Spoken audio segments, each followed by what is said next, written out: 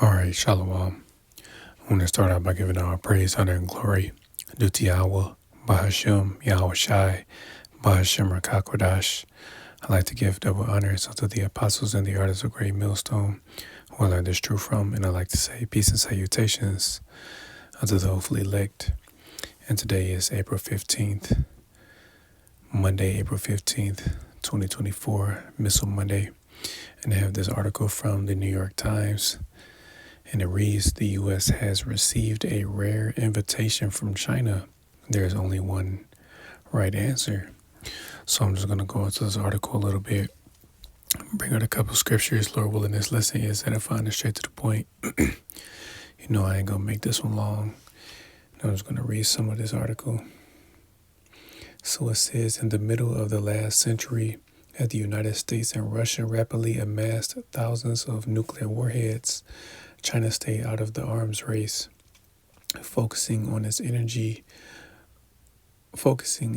on growing its economy and broadening its regional influence.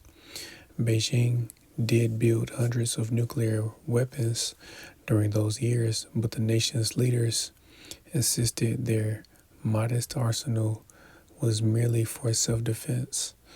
Since China's first nuclear weapons test in 1964, the country has pledged loudly to never go first in a nuclear conflict, no matter what. That stance, coupled with a stated strategy of minimum deterrence, didn't demand a level of American fear, loathing, and attention that the Russian threat did.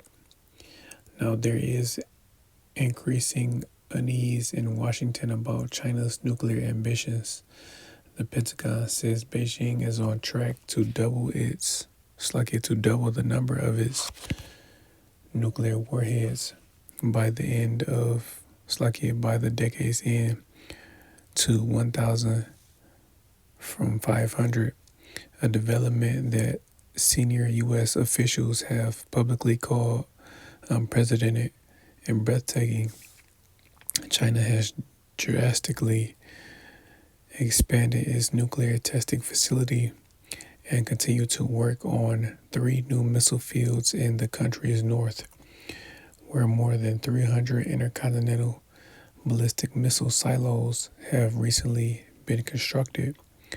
China's transformation from a small nuclear power into an exponentially large one is a historic shift, upending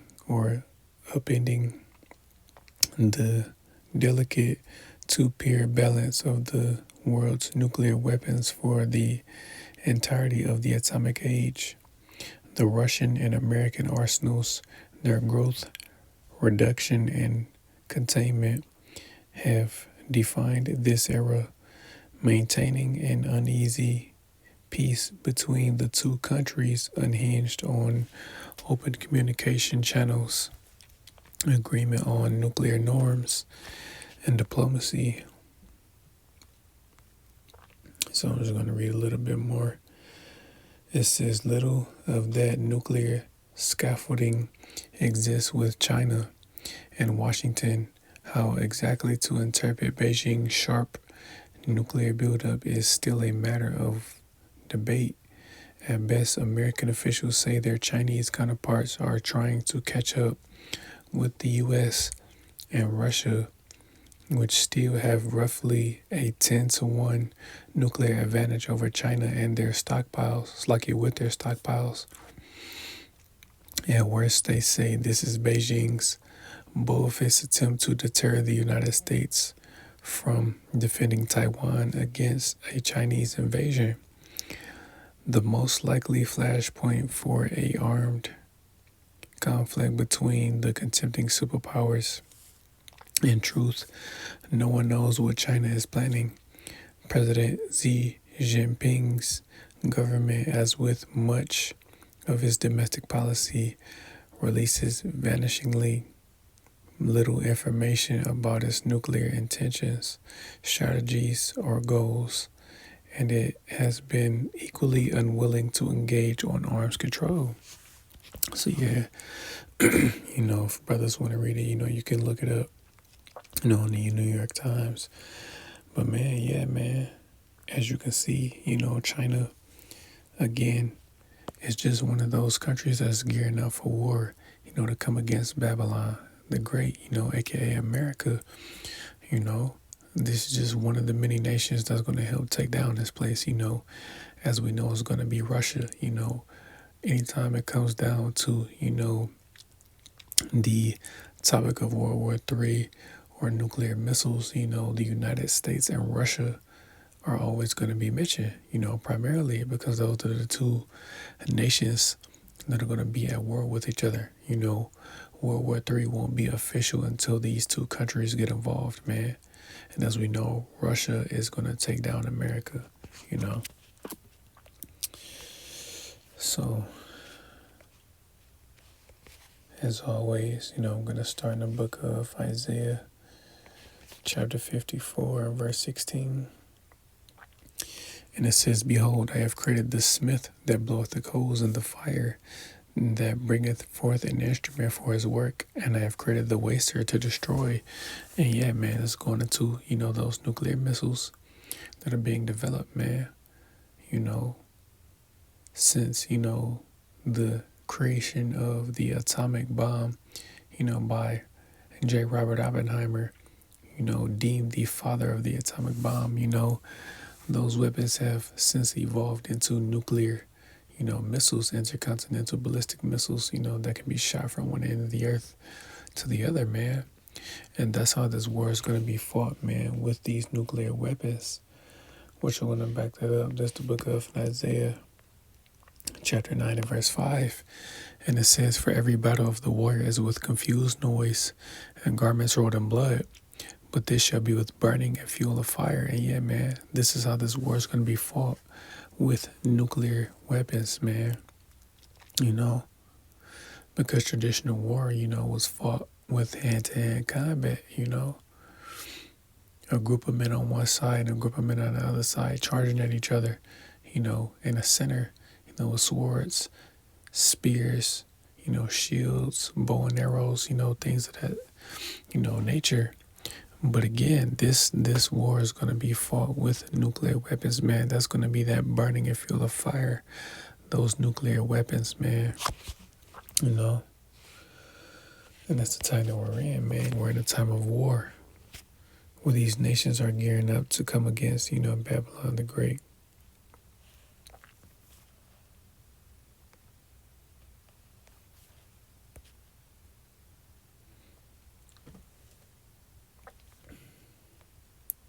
This is the book of Joel, chapter 3 and verse 10.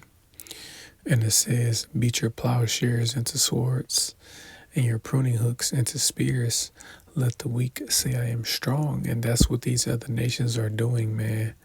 All these other nations that are not allies with America, they're pretty much, boosting their nuclear capabilities or increasing their nuclear capabilities, man. Because all these weapons that are being created, they're going to be used, man. And there's not going to be one nuclear missile left, They're all going to be used at one time. And that's pretty much what these nations are doing. China is just one of those nations, that are getting ready to take this place down. Excuse me.